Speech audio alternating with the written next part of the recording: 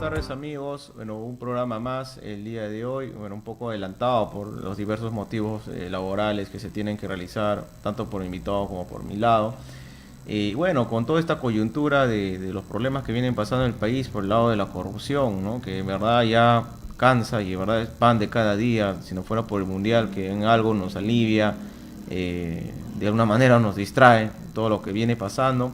Pero el día de hoy, consecuente con lo que hemos venido tratando de darle otra mirada a los programas que se vienen difundiendo a través de internet y sobre todo en HSM, vamos a hablar otra vez sobre ciencia. Específicamente hoy día hay que hablar sobre el tema de genética, sobre biología, que es un tema bastante interesante que de alguna manera hay mucho descuido por parte del Estado al respecto del apoyo a la ciencia, a la investigación. Es muy poco lo que se hace. El día de hoy yo tengo un invitado bastante especial, quien es el doctor Alberto López, quien es biólogo genetista, docente de la Universidad Nacional Mayor de San Marcos. ¿Cómo estás, Alberto? Y tu saludo a nuestros seguidores por el internet. Bien, muchas gracias, Víctor Hugo, por la invitación. Muy complacido de compartir contigo algunos aportes sobre esta ciencia que es tan interesante, que está a pasos agigantados avanzando, sobre todo en este siglo, ¿no? Y justamente por los avances que tiene bastantes implicancias ya en la sociedad, ¿no? En el aspecto clínico, en el aspecto obviamente científico, en el aspecto del desarrollo de nuestras comunidades al estudiar los recursos genéticos de nuestro país. Eso es una ciencia muy interesante, pero que, como tú muy bien has dicho, lamentablemente a veces no sabemos valorar, ¿no?, los recursos que tenemos, y uno de los aportes que puede dar la genética es justamente darle ese valor agregado al estudio de nuestros recursos, ¿no? Bueno, los conceptos que tiene acerca de la genética es cuando uno está en el colegio, ¿no? Que donde uno, digamos, te enseñan sobre, cuando uno lleva el curso de biología, básicamente, ¿no? Y uno se le escucha hablar sobre Gregorio Mendel, sobre los híbridos, sobre los primeros injertos que se hicieron, ¿no? Y él es considerado el padre de la genética. Pero esto, digamos, ha ido evolucionando, sobre todo fines del siglo XX y todo el siglo XXI, pero a pasos agigantados, de Exacto. tal manera que estamos llegando, sobre todo en el tema de la ciencia, lo que es la medicina, a hablar sobre temas de genes, sobre el genoma humano. Incluso estaba escuchando prensa internacional que decía de que se puede encontrar el gen de la muerte, que puede ser el ser humano siempre joven, eternamente, y cosas así, ¿no? Se especulan, no sé qué tan cierto será. Sin embargo, sería bueno, Alberto, para quienes nos están siguiendo por el internet, nos expliques todo sobre qué es la genética, qué son los genes, qué es el genoma humano, los cromosomas, ¿no? Que son conceptos básicos que de repente debe precisarse antes de pasar al tema puntual, ¿no? Claro, Víctor Hugo. Bueno, como bien has recordado, la genética es una ciencia cuyo padre es este monje austriaco que es Gregorio Mendel, ¿no? Mendel en realidad dio las bases, ¿no?, planteando unos principios que luego se conocen como las leyes de la genética, para entender cómo era el mecanismo de la herencia, ¿no? Nos estamos ubicando más o menos en 1865, 1866. ¿No? Y Mendel fue un adelantado de la época, ¿no? Incluso su trabajo no fue reconocido por la sociedad de ese entonces, por la sociedad científica, y su trabajo recién fue reconocido en el año 1900, cuando vuelve a salir a la luz los trabajos mendelianos, ya cuando Gregorio Mendel estaba muerto, ¿no? Mendel muere en el año 1884. Y recién a partir de 1900 se empieza a valorar el trabajo de Mendel, ¿no? Mendel no sabía nada del DNA, no sabía nada de cromosomas, no conocía muy bien cómo era el proceso de división celular, pero como te decía, fue un adelantado a la época porque dio las bases, ¿no es cierto?, de lo que ahora nosotros conocemos como la genética como ciencia, los mecanismos entender los mecanismos de la transmisión hereditaria. Y a partir de ahí, la genética pues ha avanzado a pasos agigantados, ¿no? Ya se empezó a entender cuáles eran estas unidades de la herencia, que vienen a ser los genes, ¿no? Un gen es una secuencia de ADN, es un segmento de ADN que tiene la información para nuestras características, ¿no?, para una característica en particular, ¿no? Entonces, y estos genes están ubicados en estructuras que son los cromosomas, ¿no? En los cromosomas se encuentra toda la información que nosotros manifestamos, ¿no? Y esa información está contenida en los genes, ¿no? Entonces, en estos cromosomas se ubican específicamente estas unidades de la herencia, que son los genes, y gracias a estos genes nosotros podemos manifestar o expresar nuestras características, ¿no? En general, todas las especies, ¿no? Estos cromosomas tienen una dotación específica para cada especie. Por ejemplo, en los humanos hay 46 cromosomas, 23 pares, y la cantidad de los genes que están ubicados en los cromosomas de la especie humana constituye el genoma humano. El genoma humano, entonces, viene a ser el libro, digámoslo así, ¿no? El libro de la vida de la especie humana. Cada especie tiene su propio genoma, ¿no? Su propia información que le va a determinar las características típicas de cada especie.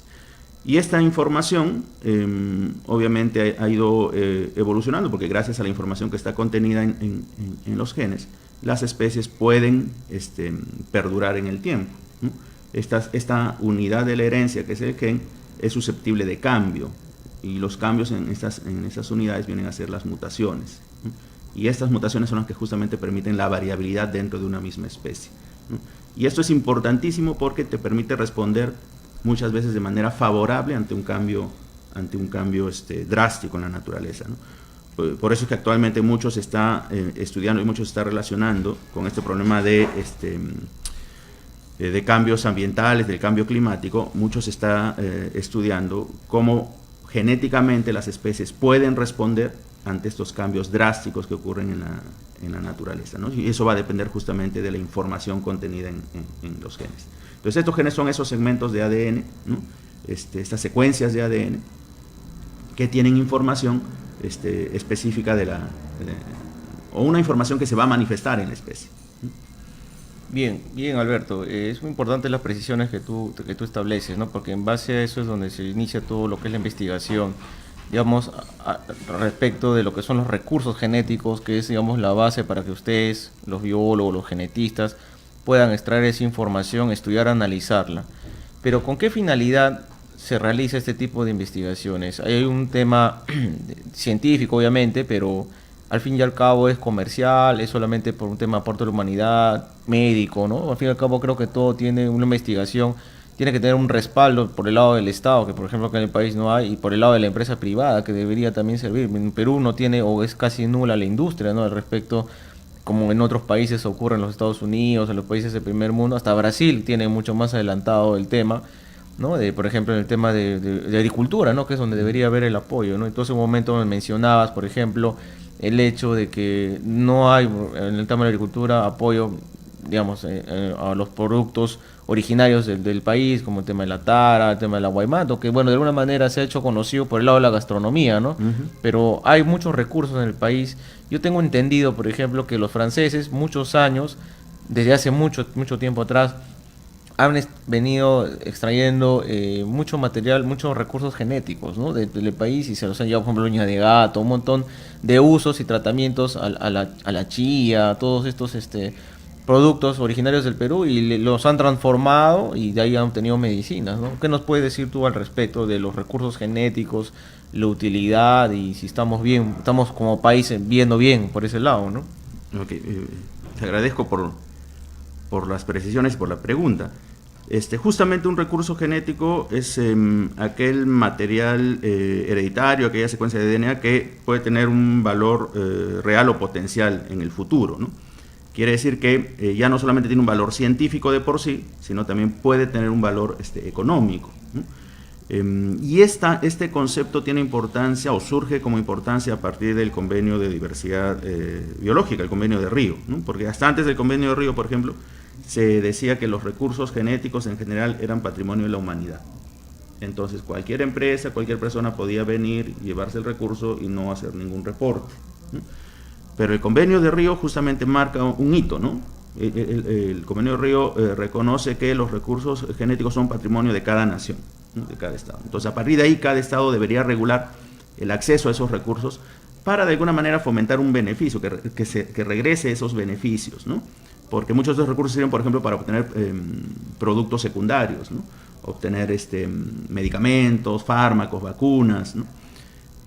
Pero son extraídos de nuestro país, ¿no? Entonces, esa retribución económica debería regresar a nuestro país de alguna manera. Y para eso necesitamos una legislación que esté de acuerdo a ello, ¿no?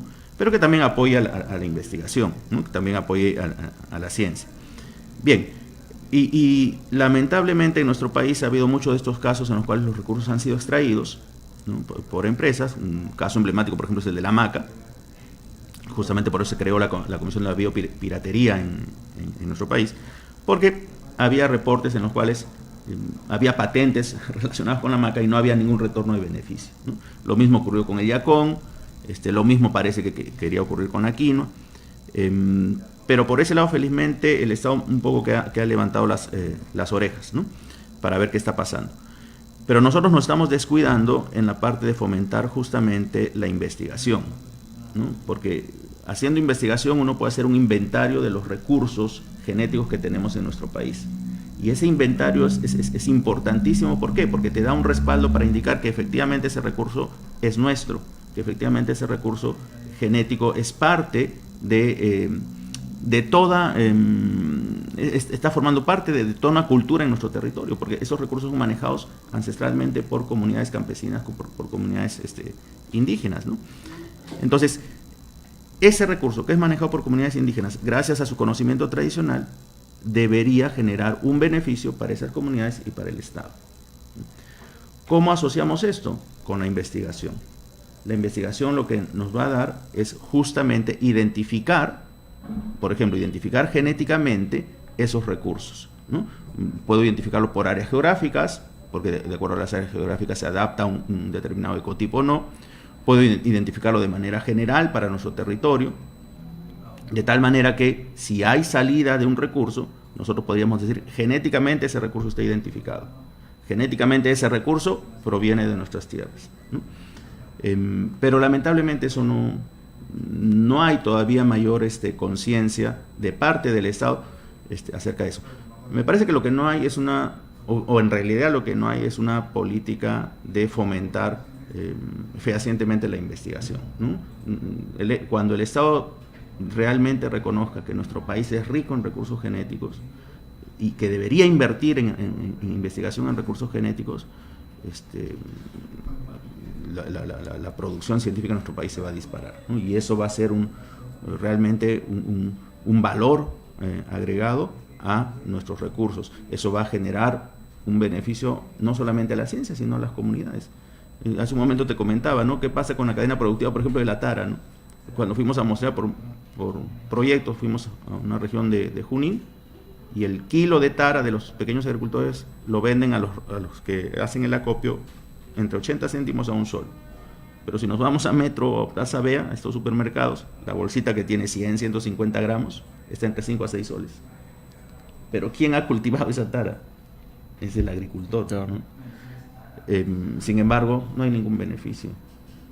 Entonces, ¿cómo nosotros podemos apoyar? Identificando genéticamente ese recurso, por ejemplo, en el caso de la tara, identificando genéticamente con marcadores a la tara que proviene de Junín, a la tara que proviene de Ayacucho, a la tara que proviene de Cajamarca, y viendo las propiedades de cada uno de estas muestras por población, darle ese valor agregado al agricultor. Mira, esta tara que proviene de Junín tiene buenas capacidades antioxidantes, así lo podemos vender, porque genéticamente te lo estoy demostrando. La tara que proviene de Ayacucho, mira, tiene un metabolito que te va a dar un buen espesante, porque genéticamente te lo estoy demostrando. Tiene mayor ventaja con la de la otra región, porque la otra región tiene otra ventaja. Entonces, ese conocimiento que te lo da la genética, lo deberíamos usar como un valor agregado. ¿A quién le va a servir? No solamente a nosotros como científicos, ¿no? Sino también hay que mirar, como decíamos, a esos pequeños agricultores que de eso viven. Y nosotros somos ricos en esos recursos, ¿no? Bueno, hay cierto apoyo de parte de Concitec para fomentar la investigación, sí, pero creo que todavía son pasos un poco débiles, ¿no? Sí, bueno, buenas precisiones que le das, Alberto, ¿no? Respecto, en primer lugar, sobre la legislación, ¿no? Por ejemplo, está la decisión 391, ¿no? De la Comunidad Andina de Naciones, que establece de manera general acerca de lo que es la genética, los recursos genéticos, ¿no? La diversidad del tema biológico.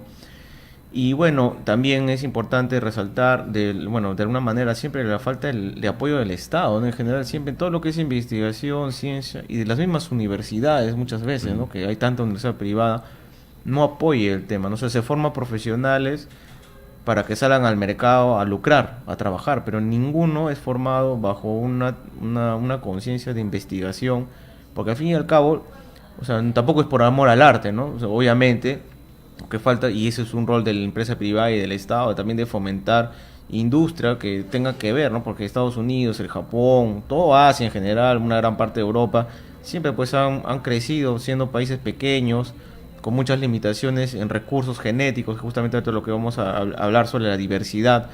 No tienen mucha diversidad, sin embargo nos sacan muchos años luz en temas de investigación, en temas de ciencia, ¿no? Y eso preocupa porque, por ejemplo, el Perú es considerado uno de los países más megadiversos del mundo, que es uno de los que, bueno, debe al menos contener 70% de la diversidad genética o biológica del mundo, y está considerado, tú me mostraste hace un momento una lista, ¿no?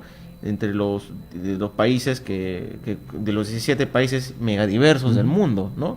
Y eso es algo que en verdad el Perú no lo está explotando. Es decir, nosotros sabemos que tenemos muchos recursos minerales, sabemos que tenemos recursos energéticos, tenemos el mar peruano, tenemos nuestra agricultura, y bueno, lo que está exportando al menos los espárragos y todo lo que se sabe, los plátanos, los mangos, pero si nosotros albergamos, uno de los países que más alberga, el Perú es uno de los países que más alberga diversidad biológica, genética. Explícanos tú, Alberto, bueno, sabiendo ya que es el tema de falta de apoyo, de repente también es porque hay mucha gente que no le interesa investigar, ¿no? De repente las universidades, salvo San Marcos y quizás dos más por ahí, se preocupan por este tema, ¿no? Y de ahí nadie más, ¿no? Todos forman profesionales para que vayan a buscar trabajo, pero, pero sin embargo ahí queda la situación, ¿no? Entonces tú primero explícanos, Alberto, qué diversidad maneja el Perú, qué es la diversidad biológica, genética, y qué productos, digamos, podríamos nosotros aprovechar, explotar, ¿no? Y el rol de la universidad al final, ¿no? Claro. Como bien has mencionado, el Perú es parte de este grupo que son los países megadiversos, ¿no?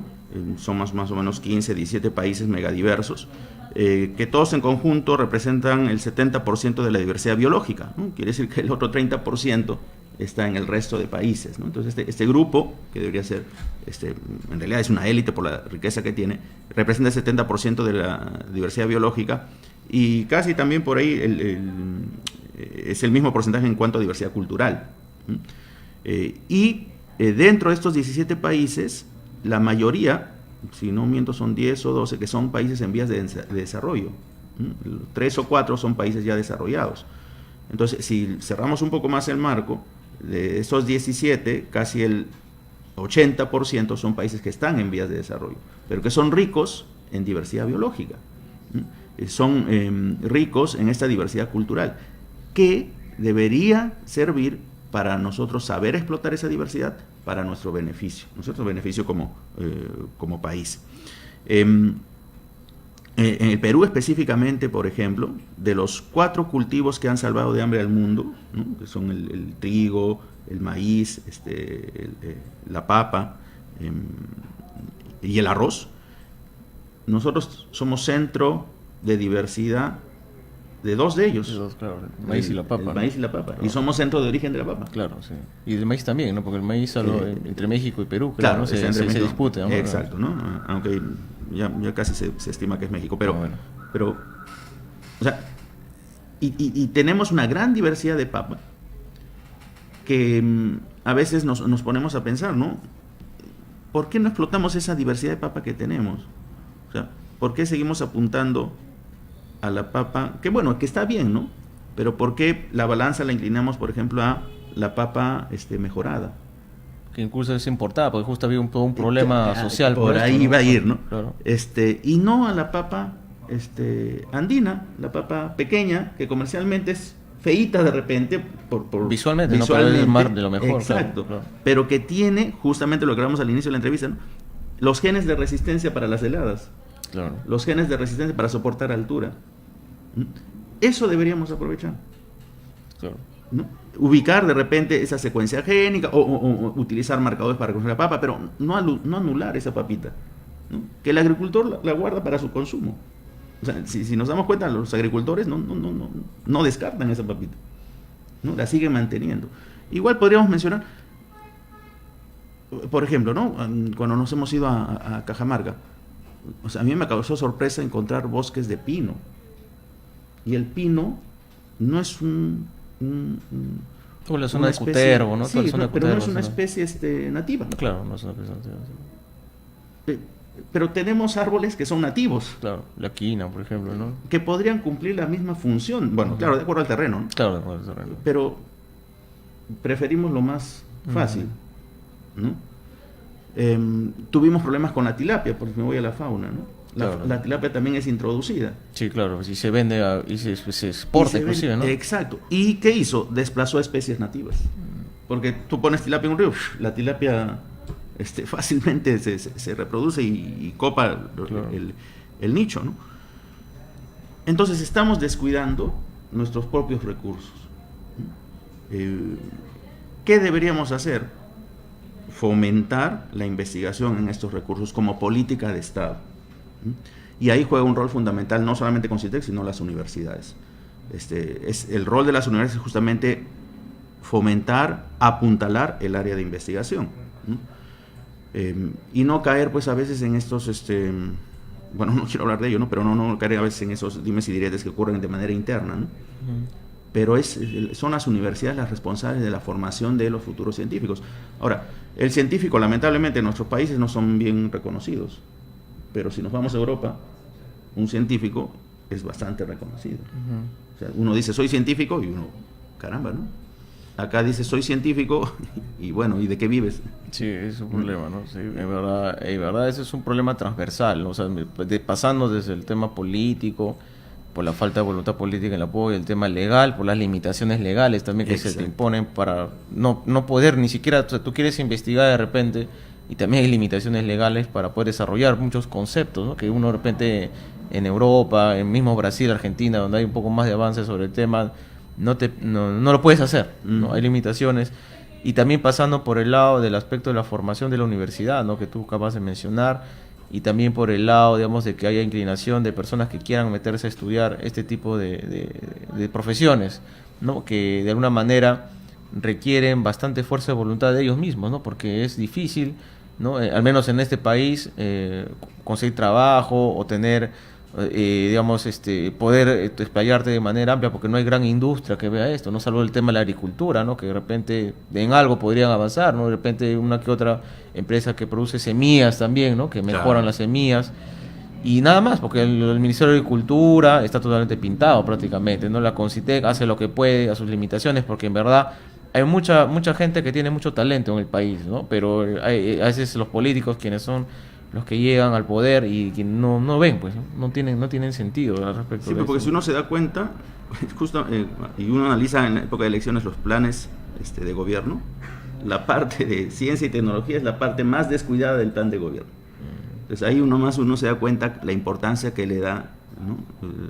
Los grupos cuando llegan al poder. Se descuida, entonces lo subsanan sobre la marcha. ¿El resultado qué es? Que uno, de mutuo propio, o una facultad o una universidad por su cuenta trate de encabezar algo, ¿no? O trate de salir adelante con lo poco que tiene, cuando debería ser al revés, ¿no? Es el Estado decir, bueno, yo invierto en ciencia y tecnología, los resultados no los voy a ver mañana, no los voy a ver pasado mañana, los voy a ver de aquí a 5 o quizá 10 años, pero eso va de la mano con el desarrollo del país. Sí, es verdad, claro, eso es cierto. De verdad también el Estado debería reconocer pues a quienes se dedican a hacer ciencia.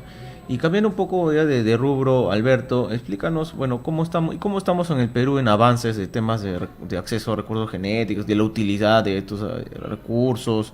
¿Cómo estamos? ¿Estamos bien? ¿Estamos mal? ¿Estamos menos que Chile? Comparándonos acá nomás, estamos más que Ecuador, Colombia, creo que siempre vamos de la mano. De hecho, que menos que Chile. Y Brasil y Argentina creo que están a nivel Europa, ¿no? Algo así es. Ya. Sí, en cuestión de acceso a recursos genéticos, nosotros tenemos una normativa andina que tiene rango de ley, ¿no? Para ahorita los 4 países que forman la comunidad, que es Bolivia, Perú, Colombia, Ecuador, ¿no? Porque Venezuela se retiró, estaba en proceso de regreso, Chile ya se había retirado mucho tiempo antes, que es la decisión 391, ¿no? Esta decisión tiene rango de ley y lo que hace es dar las pautas para el acceso a los recursos genéticos, ¿no? O sea, a partir de lo que dice el Convenio de Río, que cada estado es soberano sobre los recursos, entonces hay que normar cómo acceder a los recursos, ¿no? Cómo obtener y sacarle beneficio a estos recursos. Pero como toda ley, necesita un reglamento. El problema en nuestro país ha sido el reglamento. Esa normativa es del año 96. Nuestro país sacó un primer reglamento el año 2008-2009. O sea, son 12, 13 años después, ¿no? Entonces, en ese rango hay un vacío, porque el reglamento, tú sabes más que yo, claro. ¿No? Delimita algunas cositas que no están claras. Entonces, generó un vacío, por lo cual no hubo una normativa clara sobre acceso a recursos. Y ahorita ese reglamento está nuevamente en revisión desde el año pasado, por parte del MINAM, por parte del Ministerio del Ambiente. Entonces, el problema que nosotros tenemos es justamente la falta de reglamentación. ¿Y qué pasa en el reglamento? Que ponen muchas trabas para el área científica, para la persona que hace ciencia, no necesariamente para la persona, porque el recurso lo puedes usar también para un beneficio económico, y eso es dable, ¿no? O sea, también, ¿no? Pero ¿qué pasa con, por ejemplo, las universidades que no necesariamente miran el aspecto comercial, sino el aspecto científico? Deberían darles mayores facilidades en la normativa para poder acceder, ¿no es cierto? Porque es meramente científico, pero nos tratan por igual. O sea, las mismas trabas, entre comillas, que le ponen a la parte comercial, se las ponen a la universidad. Entonces, eso como un poco que, caramba, te pone a pensar, te desmoraliza, ¿no? O sea, tanto ir para que me estén poniendo esas trabas, pues mejor me voy por el lado empresarial, ¿no? Claro. ¿no? O le trato de sacar la vuelta, ¿no? Entonces sí hay un problema de vacío, ¿no? Y porque no se aclaran las normas y de facilitar el estudio científico, ¿no? Por parte de las universidades. Pero si se salva eso, nuestro país podría, y con voluntad política, podría sacar adelante. Nosotros tenemos mayor riqueza que Chile, genéticamente hablando, ¿no? Tenemos mucho mayor riqueza que países cercanos. Estamos muy cercanos, por ejemplo, a Bolivia, a la misma Colombia, Ecuador, ¿no? Pero cada uno tiene sus propios recursos.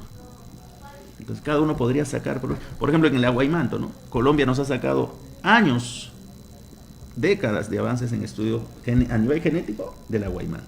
Imagínate. Nosotros recién estamos empezando. Y eso que también es originario del claro, país. Es originario de los Andes, ¿no? De la región Colombia, parte de Ecuador y Perú, ¿no? Pues los mayores productores son Colombia y Perú. Sí. Pero Colombia sí nos ha sacado años en el Aguaimanto. En general creo que Colombia nos ha sacado mucho partido en tema de genética, porque yo estuve hace años allá y ya veía que mucho mejoraba genéticamente sus semillas de maíz, ¿no? De arroz, sí. Incluso en ganadería, ¿no? En todo, a pesar de los problemas sociales y conocidos de terrorismo y toda la corrupción que hay allá, comunes, ¿no? Claro, comunes entre toda Latinoamérica. Yo he visto que hay un gran avance, ¿no? Allá, ¿no? En Brasil mucho más todavía. Yo diría que está a nivel Brasil, por ejemplo, yo consideraría que está a nivel de Europa casi, ¿no? Sí, Brasil a nivel de ciencia, sí, desde ya décadas atrás nos saca varios países de la región, muchos años. ¿No? Le dan bastante importancia a la formación universitaria y a la ciencia en general, ¿no? Sí, y las universidades deberían aprovechar el potencial de los chicos, ¿no? De los estudiantes, porque nosotros, yo hablo de San Marcos, pero también puede ocurrir en Caetano, puede ocurrir en la Agraria, que es lo que conozco por el área. Tenemos chicos que sí son bastante interesados, ¿no? Pero a veces se desmoralizan porque no hay apoyo, ¿no? Entonces me dicen, profe, ¿y ahora qué hacemos? Pucha, hay que buscar la salida, ¿no? ¿Y ahora de dónde sacamos? Vamos a ver de dónde sacamos, ¿no? Cortar presupuestos, contar nuestros centavos para poder viajar, porque el apoyo no es suficiente. Pero sí hay bastante iniciativa de los estudiantes, felizmente, y eso deberían aprovechar las universidades, sobre todo las que están un poco más, digamos, preocupadas por lo que es ciencia, ¿no? Que claro. San Marcos, Cayetano misma, ¿no? La Agraria. Claro, ¿no? Pero sobre todo, y son universidades nacionales, ¿no? Sería bueno que haya universidades privadas que ese dinero que ganan, que es bastante, ¿no? Lo utilicen, ¿no? O haciendo un convenio, por último, con otra universidad, Claro. ¿no? Porque hay que recordar que generalmente las nacionales siempre han aportado una gran cantidad de intelectuales y sobre todo aquellos que han desarrollado mucha ciencia, pues surgen siempre en redes nacionales, pero habiendo tantas privadas deberían de alguna manera, no sé, pues trabajar de la mano, porque al fin y al cabo universidad universidad, ¿no? O en todo caso ellos mismos, las privadas, gestionar, ¿no? Y por el lado del Estado darle presupuesto a las estatales para que puedan impulsar proyectos de envergadura, porque en verdad teniendo un país tan mega diverso, que estamos considerados entre los 17 más importantes del mundo, eh, por ejemplo, como tú mencionabas hace un momento, ¿no? Que aportamos la papa, incluso la papa, imagínate, va a ser considerado, yo tengo conocimiento, en Marte, ¿no? Va a ser uno Sí, de uno de los cultivos iniciales que se va a tener allá.